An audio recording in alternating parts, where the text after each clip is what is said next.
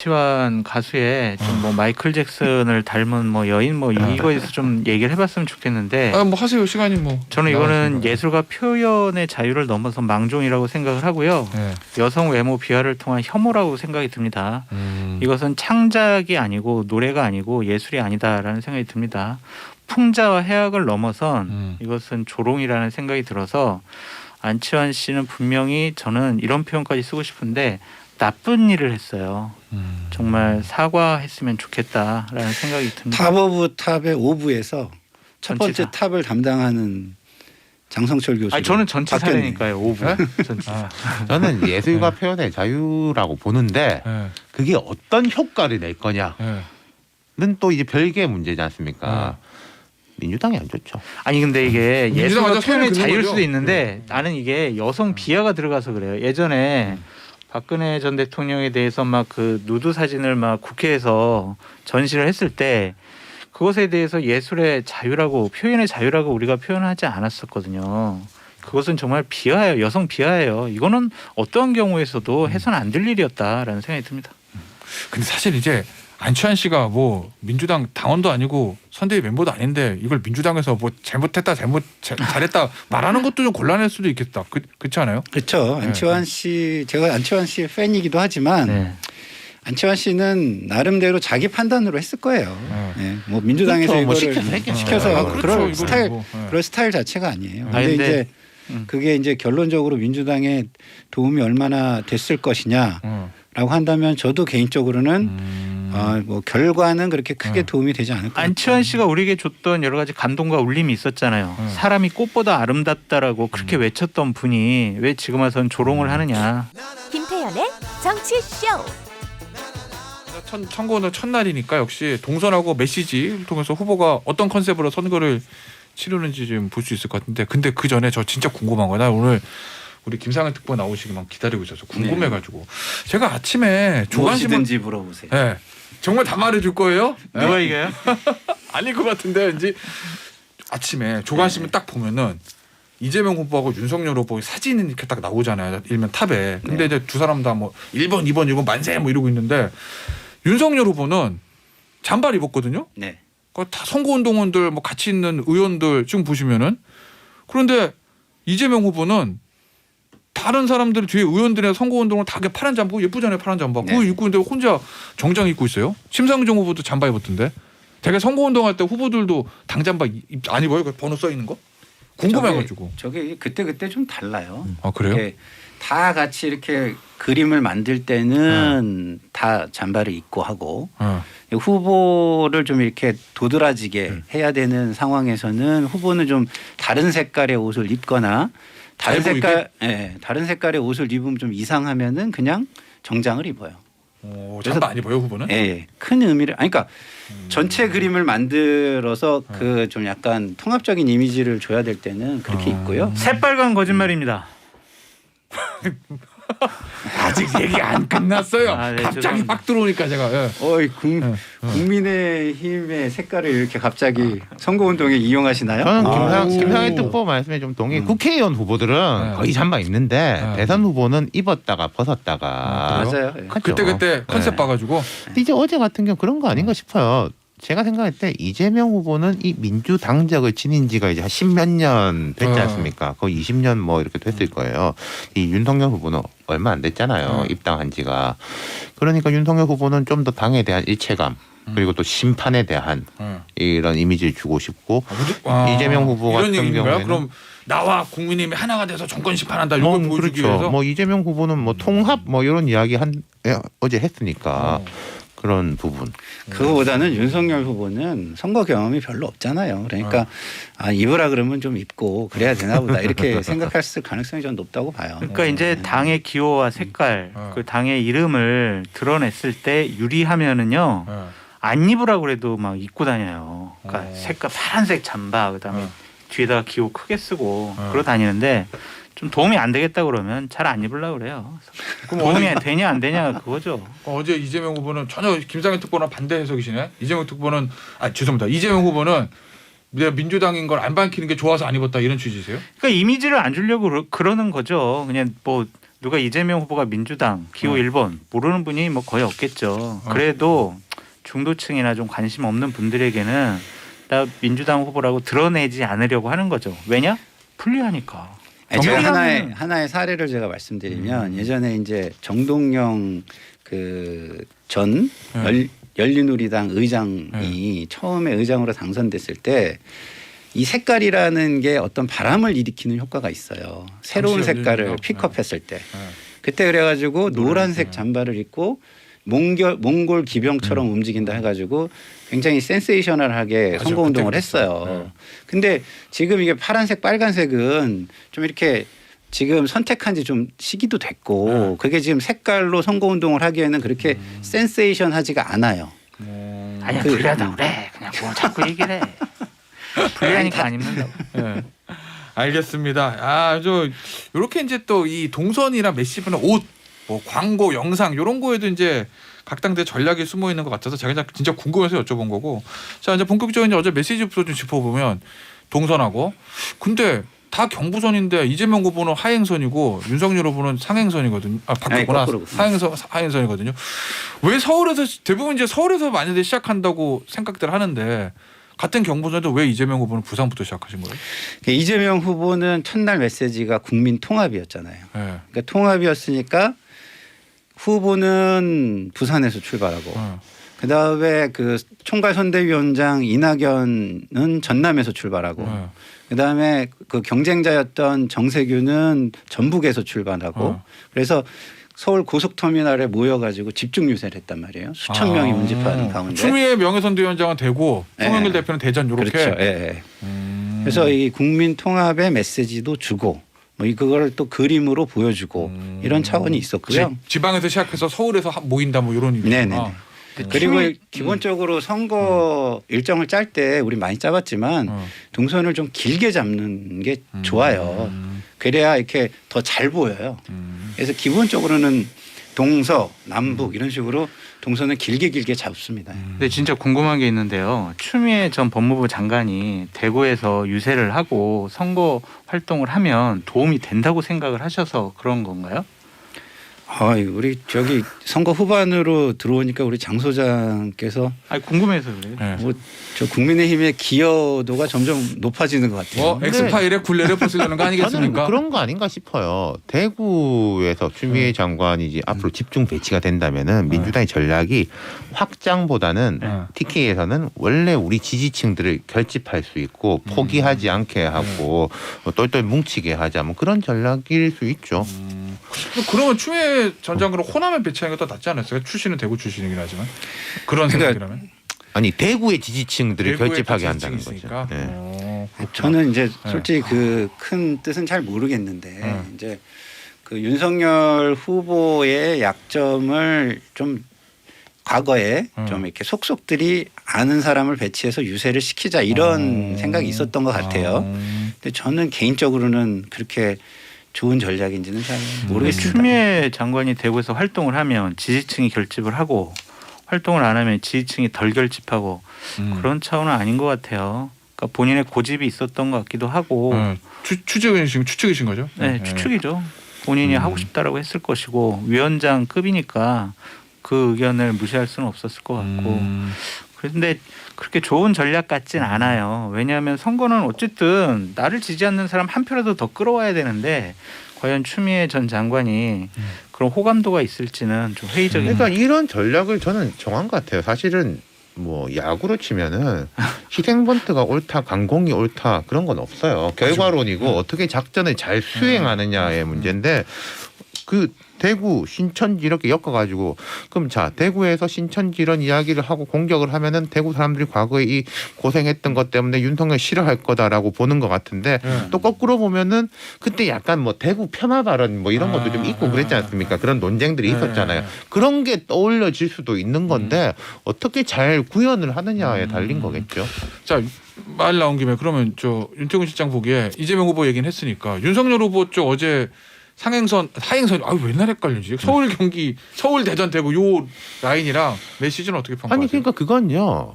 저는 이렇게 생각해요. 그냥 정석적인 거예요. 아 윤석열 후보는 예. 그러니까 맞아요. 왜 그렇게 안 했? 예를 들어 딴 데를 갔으면은 왜 이렇게 했지라고 물어볼 수 있는데 서울, 대전, 대구, 부산으로 가면은 그냥 정석이기 때문에 그건 뭐 특별한 이유가 없다. 예. 그런 거구나.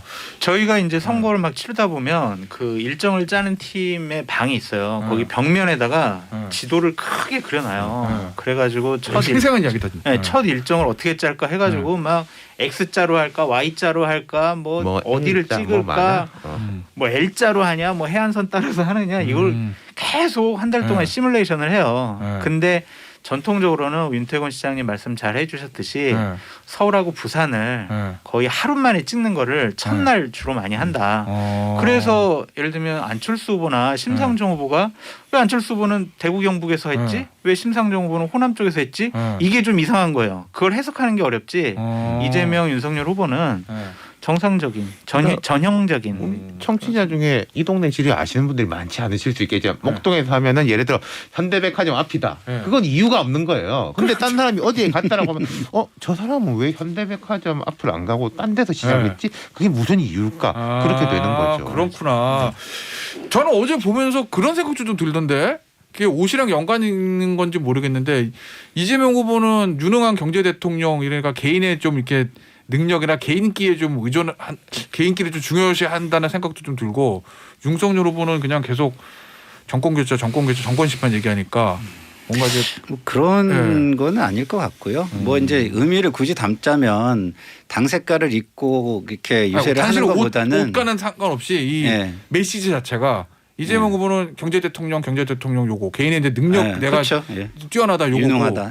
윤석열 후보는 실적이 있다. 정권 교체니까 아무래도 우리 구도 인물 이슈에서 윤석열 후보는 구도고 이재명 후보는 인물 쪽이 좀 기대려는 거 아닌가 그렇죠. 뭐 하는 생각. 그렇죠. 맞아요. 그거는 맞습니다. 기본적으로 계속 나왔던 맞아요. 이야기예요. 민주당에서 우리는 이번 선거를 인물 경쟁력으로 가져가려고 한다라는 이야기 계속 했었죠.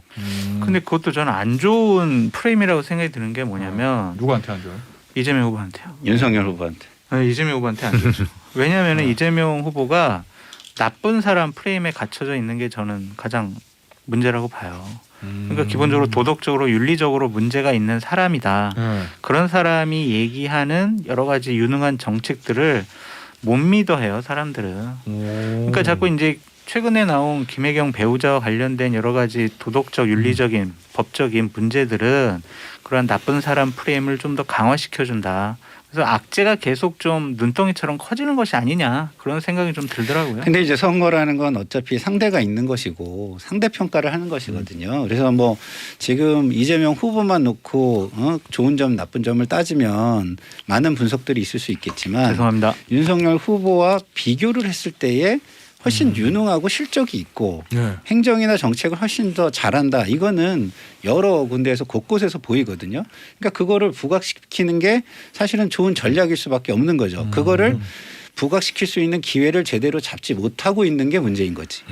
내가 유능하다라는 거는 수치로 나타낼 수가 있는데 경기도지사 시절에 예를 들면은 2018년도와 2020년도에 경기도의 경제 성장률을 보면은요 코로나 탓도 있겠지만 기본적으로 2018년도에 6.3에서 2020년도는 0.3으로 떨어졌어요. 유능한 경기도지사라면 그런 것들을 떨어지지 않게 해야죠.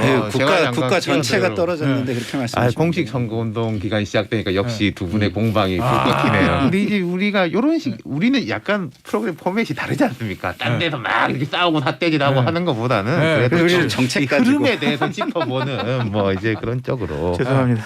자, 근데 그럼 이제 정리를 해주셔야 돼. 두 분이 많이 썼어요. 맞아요. 그러니까 이게 지금 들으시는 분들은 이제 되겠지만은 예를 들어서 이게 효과가 있냐 없냐에 대한 공방은 있지만은 그런 전략을 쓴다라는 거는 우리가 다 같이 이야기하는 팩트라는 거예요. 윤석열 후보는 심판, 이재명 후보는 능력. 여기 장 소장님 말씀하신 능력도 없더라고 하지만 어쨌든 그 두 사람이 그런 무기를 들고 나왔다. 이건 맞는 거죠. 시간에 4분 남았는데 요거 한번 짚어볼게요. 그러면 배우자. 근데 원래 공식 선거운동 되면 이제 배우자들도 나오는데 보니까 김혜경 씨도 그렇고 김건희 씨도 그렇고 배우자가 이제 공식 행보는 안 나서는 거거든요. 근데 이제 보도 보면 일단 김혜경 씨부터 광주에 가서 뭐 원로들 만난다라는 게 보도가 됐는데 안 만났다는 얘기도 있고 뭐가 맞습니까? 같습니까? 제가 일정을 체크는 네. 뭐 배우자 일정은 체크를 네. 안 하니까 잘 모르겠는데 네, 보도에는 그렇게 이번 나왔을 선거가 지나치게 배우자들 이슈가 많아요. 사실은. 네. 그건 사실 좋은 건 아니죠. 그래서 저 등판을 하냐 안 하냐 이런 얘기가 안 나오게 활동을 하는 게 이번 선거에서는 훨씬 낫다. 그리고 저 밑으로 저인망식으로 사람들을 만나고 다독이고 이런 선거 운동을 하게 되지 않을까 이렇게 예상합니다. 지금 양측 다 그건 똑같은 것 같더라고요. 사후 공개. 사후 공개. 그러니까 비공개로 어디 녹화. 가가지고 활동. 그럼 뭐 옆에 있는 사람들이 보겠지만은 그게 끝난 다음에 어제 뭐 우리 김 여사께서는 양쪽 다 김 여사죠. 어디에 다녀오셨습니다라고 해서 뭐 사진이라든지 메시지를 공개하는 그런 식으로 그게 반응이 좋으면은 조금 더 키우고 반응이 안 좋으면 확 죽이겠죠. 그러니까 김혜경 씨는 뭐 광주로 내려간다는 보도는 있었는데 실제로 가서 어떤 누굴 만나서 어떤 얘기가 했는지는 보도가 안 됐으니까 저희가 그건 좀 평가할 수는 없고 김건희 씨 같은 경우는 어제 윤태곤 실장 네. 저기 김정환 목사 만났다는 게 국민일보 보도가 됐거든요. 네. 이건 이제 사후 공개를 한 거잖아요. 그렇죠. 어제 그 행보는 어떻게 평가하세요? 쭉 뭐 몇 번 만나고 있었다면서요. 네, 뭐 그렇다고 그러니까 뭐 그러더라고요. 이제 그 윤석열 후보도 이전에 보면 항상 이제 성경책 꼭 들고 주일만 교회 가는 모습 이게 사실은 평소 같으면은 아니 뭐 개신교에 대해 가지고 너무 하는 거 아니야라는 그런 역풍이 불 수도 있는데 지금 약간 무속 프레임이 걸려 있기 때문에 차라리 개신교 역풍이 부는 게 낫죠. 그거보다는. 그렇구나. 네. 역시 뭐 보수 개신교의 표심을 염두에 둔 이런 행보로 봐야 돼요. 그렇게 봐야 되겠죠. 뭐 특별한 뭐 그 이상의 의미를 찾기는 어려울 것 같고요. 네. 어쨌든 배우자들은 공개적으로 활동하기는 상당히 어렵다. 왜냐? 나오면 논란만 불러일으키고 선거 득표에 큰 도움이 되지 않을 것 같다라는 생각이 듭니다. 왠지 서로 눈치 보는 것 같아. 저쪽이 눈치 나오는 거 싸움이요? 보고 우리도 나가야지. 저희가 안 나가면 우리도 끝까지 안 나갈 거야. 요런 얘기들. 윤 실장님 했던 근데 얘기가 지금- 맞아요. 하여튼 녹화 중계로 네, 사후 그렇지. 활동을 네, 얘기할 그렇죠. 것 같아요. 뭐 SNS나 이런 거 제 이용해서 내피셜입니다만 양 후보 측이 다 상대 후보가 저 사람이라서 다행이야라고 하고 있지 않을까. 다행이야 안심이야. 네, 다행이야 안심이야. 너만 믿는다. 큰일 날 뻔했어 막 이러면서 그러고 있을 거라는 그런 생각이 들면서 2부는 여기에서 좀 마무리하고요. 잠시 쉬었다가 3부 돌아올 건데 3부에서는 타짜가 뽑은 대선 3대 변수. 야 의리의리합니다 제목. 요거랑 역시 가장 큰 이슈 중에 하나인 야권 단일화 요 얘기도 좀 나눠보도록 할게요. 김태현의 정치쇼 수요일 3부 김태현의 정치쇼 최고의 시그니처 코너 탑 오브 탑 여의도 타짜 함께하고 계시고요. 윤태곤, 장성철, 김상일 세 분과 함께하고 있습니다. 자 그럼 3부에서는 요거 타짜가 뽑은 대선 3대 변수는 혹시 세 분이 하나씩 뽑으신 거예요? 아니죠. 모르겠는데요. 모르고 계셔. 뭐 한다고? 3부에 뭐 하는 거지? 네, 저희 제작진이 뽑은 거예요. 네. 3대 변수 중에서 요새 첫 번째는 요겁니다. 네거티브. 윤태곤 실장, 이 네거티브는 선거에 이거 필요악이라고 그래야 되나? 필요악이 아니라 필요해요. 네거티브라는 게 상대에 대한 검증인 것이기 때문에 우리가 흔히 뭐 정책 중심으로 하자라고 하면은 그건 검증이 안 되잖아요. 맞아요. 내가 뭐 하면 부동산 이렇게 하겠다 좋은 이야기예요. 근데 그게 앞으로 어떻게 될지 누가 압니까? 그렇지만은 과거에 있었던 일들은 팩트로 있는 거잖아요. 그러니까 검증이 반드시 필요한 거죠. 검증의 일환으로. 그럼요. 그러면은 이게 내 네거티브가 너무 지나치면은 뭐 이런 것까지 하고 그래. 그럼 막 이게 유권자들이 좀 등을 돌리게 하는 그런 것도 있잖아요. 너무 그렇죠. 나가면. 그러니까 그게 어떤 게 효과적이냐. 센 거하고 효과적인 거는 네. 조금 달라요. 이거 그거 좀 해주세요. 조언 좀 해주세요. 효과적으로 그러니까 하려면 양당은 뭘 해야 뭐 되는지. 남은 기간 동안 이제 다 서로 하겠죠. 네. 이런 걸 봐야 될 겁니다. 역치만 높여줄 수 있는 사안들이 있어요. 역치가 한 이야기 또 하고 한 이야기 또 하면은 아니 또 똑같은 거야. 네. 라고 하는 것들. 그러니까 이제 발굴이 중요한데 새로운 걸 발굴할 수 있느냐. 네. 또 뭐 직관적일 것이냐. 뭐 이런 것. 그리고 되치기 당할 예를 들어서 저쪽에 뭔가를 발굴했어. 막 공격했는데 알고 보니까 우리한테 그 더 비슷한 게 있어. 그럼 되치기 당하는 거죠. 아 그리고 심플하다는 거 쉬워야 된다는 얘기구나. 그 예를 그렇죠. 들면 예전에 저 김상일 네. 우리 저 특보는 너무 잘하시겠지만 정동영 후보 나갔을 때 BBK가 어렵잖아요. 그렇죠. 그러니까 BBK 이러는데 막 사람들이 이게 뭐 네. 치킨도 아니고 뭔지 모르겠다. 그렇죠. 요거 얘기하는 건가요? 맞습니다. 심플해야 된다는 게? 그러니까 지금 뭐 심플해야 된다는 게 무엇이냐면 우리나라의 가장 상위법을 뭐라고 하냐면 정치권에서는 국민정서법이라고 그래요. 그래서 쉽게 국민의 정서에 다가가야 된다. 그러니까 제가 지난번에도 말씀드렸지만 김건희 여사 건은 훨씬 더 무게감이 있지만 어려워.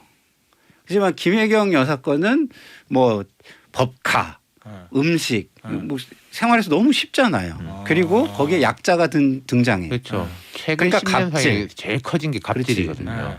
그렇게 이게 국민 정서에 쉽게 접근하는 게 굉장히 중요하단 말이에요. 근데 김건희 씨 같은 경우 이렇게 좀 엄중하긴 하지만 그런 거는 뭐가 필요하냐면 그거에 걸맞는 입증 자료가 필요해요. 팩트가 필요해. 증거. 근데 팩트가 그걸 뒷받침 못하는 상황에서 계속 공격을 하면 국민들이 저 과하잖아. 판단도 잘 안 되는데 너무 왜 저렇게 판단도 안 되는 걸 가지고 자꾸 저렇게 강요하는 거야. 국민들이 나한테 강요하는 거 별로 안 좋아하잖아요. 그래서 제가 볼 때는 네거티브는 몇 가지를 갖춰야 돼요.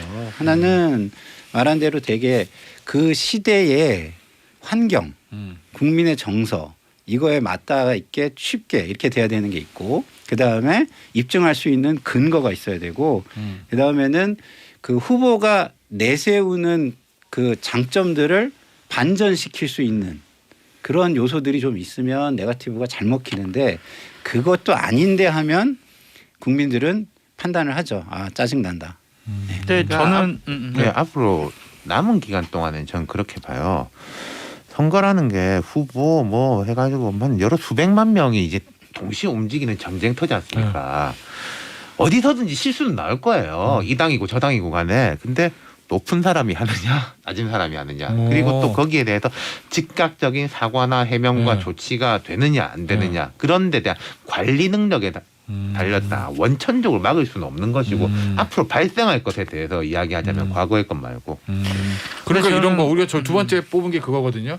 지금 윤태곤 실장이 얘기했던 후보나 후보 측의 선대의 실언, 막말 실수. 뭐 예, 뭐 대표적으로 우리 또 저 과거를 돌이켜 보면 우리 김상일 특보는 또 아픈 기억이지만 그 정동영 의장의 노인 폄하 발언 사실 그때 뭐 노인을 폐마하려고 하는 의도는 젊은 그러니까 친구가 내용을 있어야 뜯어보면 네. 내용을 뜯어보면 전혀 그게 아니에요. 네. 그러니까 이제 그 환경과 그때의 환경하고 맞닿아 있다라는 말씀을 제가 또 드리는 게 뭐냐면 그때의 환경이 뭐였냐면 열린우리당이 과반 이상 그다음에 네. 개헌 의석까지도 할 수 있는 의석까지도 석권을 한다 그렇죠. 그런 분위기였거든.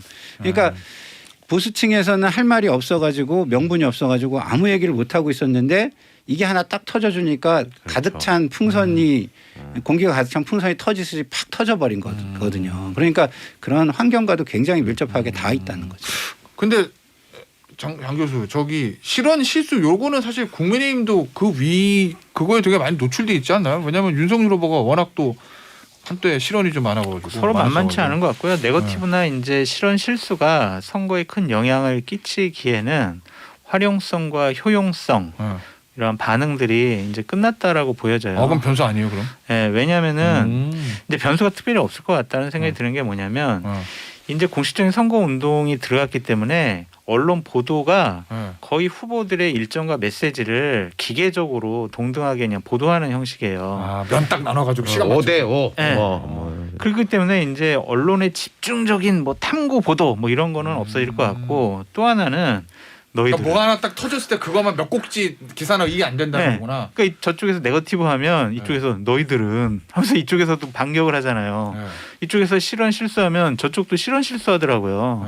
그래서 이게 서로 공방으로 끝나지 이제 서로 제가 어제 그게 보였던 게 왜 그 김의겸 의원이 그 폭로를 했잖아요. 네. 뭐 이렇게 하는 곳에 이름 있었다 띠지 그러니까 해가지고 예전에 뭐 건진법사가 하는 어. 종교단체가 소 가죽 벗기는 퍼포먼스를 하는데 그 행사에 등 보낸 사람의 뭐 중앙지검장 네. 뭐 윤석열 뭐 김건희 있었다고 하니까 네. 한 몇 시간 있다가 국민의힘에서 바로 나온 게 대통령 대통령 띠지도 있었다. 충북지사 이시종도 있었다. 네. 국민의힘에 아마 선수들이 얼마나 눈에 불을 켜고 거기에 뭐 있냐 찾았을 거란 말인 네. 거죠. 반격이 가능해. 그렇게 물을 타고 그리고 언론은 기계적으로 보도하니까 효과가 없을 거다. 그래서 참 지금도 생각하는 게 뭐냐면 민주당의 대선 후보가 이낙연 후보였으면 네. 참 이쪽에 윤석열 후보 쪽에서 난감했을 것 같다. 왜냐하면 반격할 수 있는 게 별로 없었을 것 같아요. 상대적으로. 그래서 자, 후보 탓이 좀 크지 않느냐라는 생각도 듭니다. 서로에게. 서로 다 네거티브에 취약한 네, 부분하는 거죠. 맞아요. 본인도 그렇고 부인도 그렇고. 그리고 이제 그 이재명 후보 측의 악재들이 조금 덜했다면 네. 저 열차에서 구둣발 올려놓는 거 이런 거는 굉장히 정서적인 거거든요. 그런 게 굉장히 폭발력이 있었을 텐데 네. 상대적으로 이제 이재명 후보 측에도 비슷한 악재들이 있다 보니까 많이 상쇄가 된 거죠. 그렇구나. 자 그러면 우리 장성철 교수 얘기대로 하면 이제 네거티브나 실언 실수 이런 거는 큰 변수가 안 될 거라는 거잖아요. 뭐 있어요? 세 번 보시는 일단 큰 변수. 단일화 빼고 단일화 우리가 할 거니까 하나씩만. 그거는 인간의 영역으로 네. 우리가 추측하거나 예상할 수가 없는 신의 영역이다. 맞아요. 제일 큰 변수는 우리가 예측하지 못하는 게 나오는 거예요. 보이지 않는 게. 예를 들어서 맞아요. 그 김혜경 뻔한 씨 거는 같은 경우에 7급 공무원이 뭐 캡처해가지고 날지 누가 알았습니까? 전혀 아무도 예측을 예측 못했던 거잖아요. 그러니까 이게 지금 누적된 것들도 조심은 해야 돼요. 그러나 예를 들어서 윤석열 후보의 무속 이것도 왕자와 건진법사와 뭐 등등 있었는데 이게 지금까지는 잘 이게 넘어왔단 말이에요. 그러나 압력은 그 안에 그 가스는 굉장히 누적이 되고 있어서 이런 거가 어디서 또 다른 것이 또 터진다. 그러면 그게 위험할 수 있고. 그럼 그다음에 확정적인 또 증거가 나와야 돼요. 그렇지. 그렇죠? 네? 또 하나가 터지면은 그럴 수가 있고. 그다음에 또 이제 좀 약간 오만해 보이는 거만해 보이는 행동들. 네? 그런 것들 이렇게 구둣발 지금 올려놓은 거, 쩍벌 뭐 쭉벗 뭐 이런 거에 뭐 플러스 해가지고 또 뭐 정서적인 게 뭐가 나온다 이러면은 위험하죠. 맞아요. 네. 그러니까 윤석열 후보 어제 캠페인 하는 걸 보면은 되게 기세가 좋아 보이고 좋았는데 거기다 한 급만 올라가면은 방금 말씀하신 5만 프레임 뭐 대통령 다 됐냐로 올라갈 수 그렇죠. 있는 거예요. 예를 들어서 그래서 저는 오히려 한 클릭을 낮추는 게 낫지 않을까 어제보다는. 오르신 말이에요. 네, 그런 생각. 그러니까 차분하게 어제 가는 게 공약 맞아요. 중에서 검찰 관련 공약을 낸 것도 저는 아슬아슬했다라고 저는 생각을 해요. 그저께는 사법개혁 네, 공약. 그저께죠. 알겠습니다. 자 그러면 요거는 변수인 거 세 분 다 동의하시지 않을까? 야권 단일화 요 얘기. 요건 맞죠 변수. 노출된 그럼요. 거니까. 네. 윤 실장 이 세 분 중에서 안철수 후보를 그래도 가장 잘하는 분이잖아요. 계속 물어볼 수 없죠 윤 실장님. 어떻게 될 것 같아요? 단일화? 아니까 오히려 잘 모르겠다라고 말씀드릴 수밖에 없어요. 이거는 멋있다. 약간 연인 같아. 애증이야. 아니 고독한 결단을 이렇게 많이 하는 스타일이기 때문에 이런 부분이 이제 뭐 스스로 이제 뭐 여러 가지 생각해가지고 결국 판단은 이제 홀로 내 약간 CEO 스타일. 그리고 최근에도 그 한번 뭐 이런 말을 했을 거예요. 영혼의 승부를 펼치겠다. 이번 대선에서 완주하겠다는 의지를 펼치면 그게 이 영혼의 승부라는 건 자기 이제 그 나쁜 말로 하면 독단적인 좋은 말로 하면 이제 본질적인 본인의 결단의 차원인데 단일화는 저는 이렇게 또 봅니다. 여러 번 말씀 중에 말씀드렸는데 끼어들어서 죄송한데 그런 거 있어요. 그건 안철수 후보의 캐릭터가 예를 들면 측근들이 다 예를 들어서 왼쪽입니다 해도 본인이 생각하고 오른쪽이야. 그럼 오른쪽으로 결정해서 가고 이런 것들이 뭐 있어요, 합당 캐릭터가? 옛날에 이제 민주당 합당이 이제 대표적인 경우였었던 거죠. 그때도 결단이었어요. 고독한? 그렇죠. 네. 아니 그때 또 김한길 대표의 아주 훌륭한 그 당시에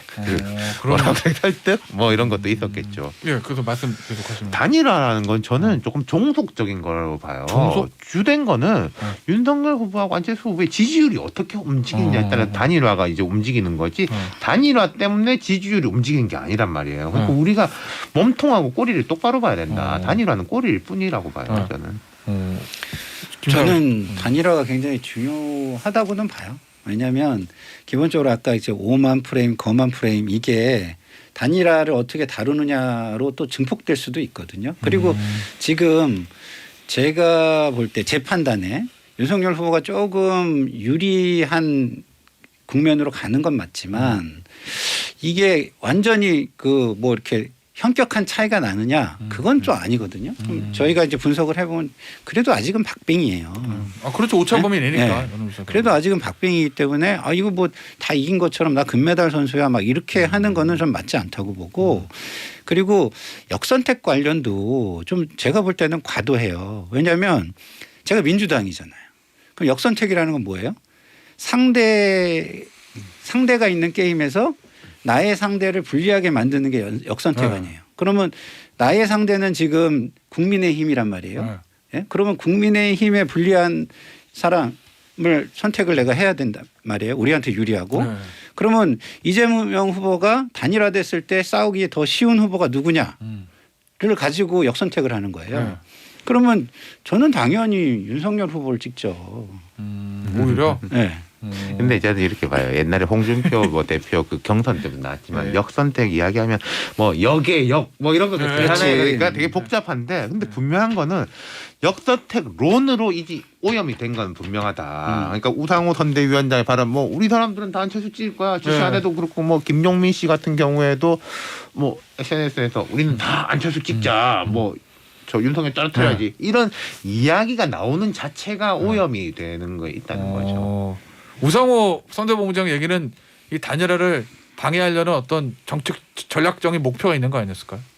글쎄요, 뭐 그걸 제가 거기까지 이게 여기에 얘기하기는 여기인지 진짜인지 뭐. 어렵지만 아니 왜 민주당은 단일화 안 되고 안철수 후보가 끝까지 완주해서 8%도 10% 나오는 게 제일 좋은 건 맞잖아요. 그것도 네, 있고 그건 당연히 기본적으로 문제죠. 지금 그 이재명 후보의 스탠스는 그 과거 노무현 후보를 떠올리는 거의 대연정 수준의 국민 통합을 얘기하고 있잖아요. 누구든 흥묘백묘 국민을 위해서 경제를 위해서 잘하면 같이 일하겠다 이렇게 얘기를 하고 있기 때문에 거의 뭐 안철수 후보와 연정을 할 수 있기를 바라겠죠. 오히려 그 완주보다는. 장성철 교수, 제가 궁금한 거는 저 안철수 후보는 여론조사를 하자고 그러고 그다음에 국민의힘 쪽에서는 아이 뭐 포기하시면 우리가 예우 뭐 이런 얘기 하잖아요. 근데 사실은 포기하려면 뭔가를 줘야 되잖아요. 근데 뭐 국민의당 쪽 언론 인터뷰하는 거 보면 아무것도 제안한 게 없다 뭐 이렇게 얘기하거든요.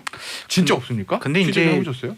근데 하여튼 두 분의 핵관들이 열심히 다 조율을 거의 다 한 것 같고요. 아, 안핵관과 윤핵관이. 예, 그래서 두 분이 만나서談判 형식으로 하실 것 같고 윤석열 후보가 이미 한 2주 전에 얘기했죠.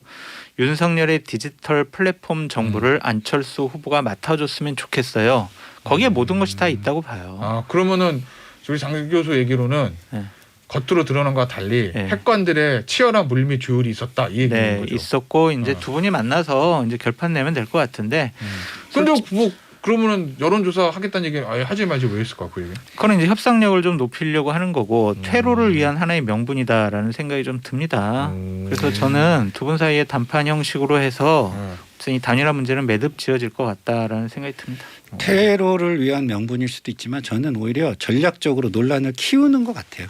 마지막에 극적인 단일화 뭐 이런 거를 좀 구상하는 게 벼랑 있지 끝 점술? 않은가. 그렇죠. 근데 저는 이번 선거를 겪으면서요 과거의 문법들이 많이 무너졌다라는 이야기 그 얘기 많이 하시더라. 들어요. 그러니까 이런 단일화에 대해 가지고도 원래는 이게 말하자면 핵관들끼리 비밀리 이렇게 룰을 딱 짜가지고 그런 게 이제 잘 안 먹힌다.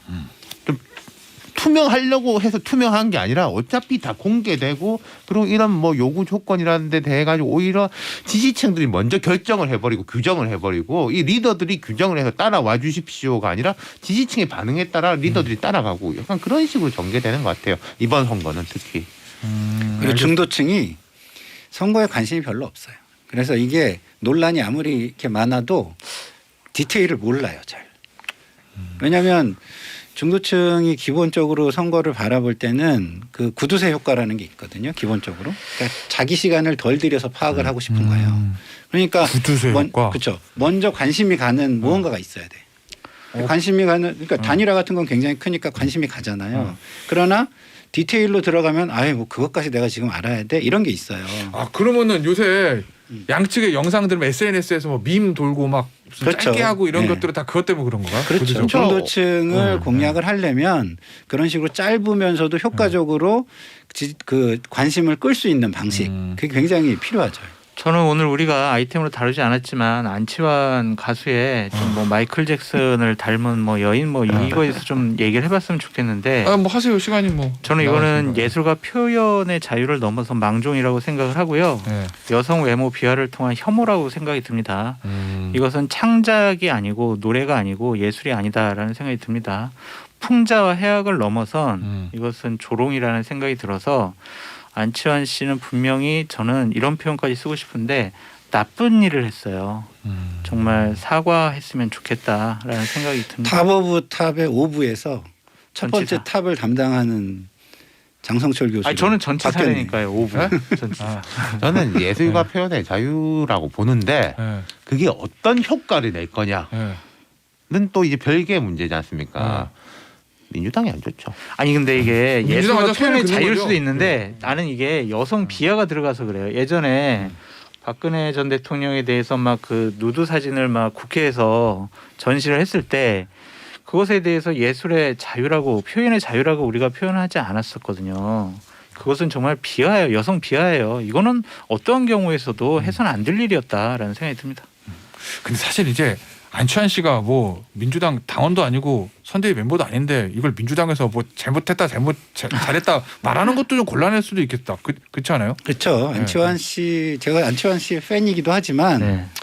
안치환 씨는 나름대로 자기 판단으로 했을 거예요. 네. 네. 뭐 민주당에서 그렇죠. 뭐 이거를 시켜서 했겠죠. 시켜서 그렇죠. 그럴 이거는 스타일 뭐, 그럴 스타일 자체가 아니에요. 아니, 근데 근데, 이제 음. 그게 이제 결론적으로 민주당에 도움이 얼마나 됐을 것이냐라고 한다면 저도 개인적으로는 뭐 결과는 그렇게 크게 도움이 되지 않을 것 같아요. 안치환 씨가 우리에게 줬던 여러 가지 감동과 울림이 있었잖아요. 사람이 꽃보다 아름답다라고 그렇게 외쳤던 분이 왜 지금 와서는 조롱을 하느냐. 그 갑자기 생각났는데 이것도 김상일 특보다 곤란한 질문이네. 그 왜 저 선대위에 좀 주요 직책 맡은 사람은 아닌데 어떤 한 사람이 그 뭐 허수아비 인형 만들어 놓고 그 뭐 윤석열 살 날리는 그 사람은 해촉됐습니까?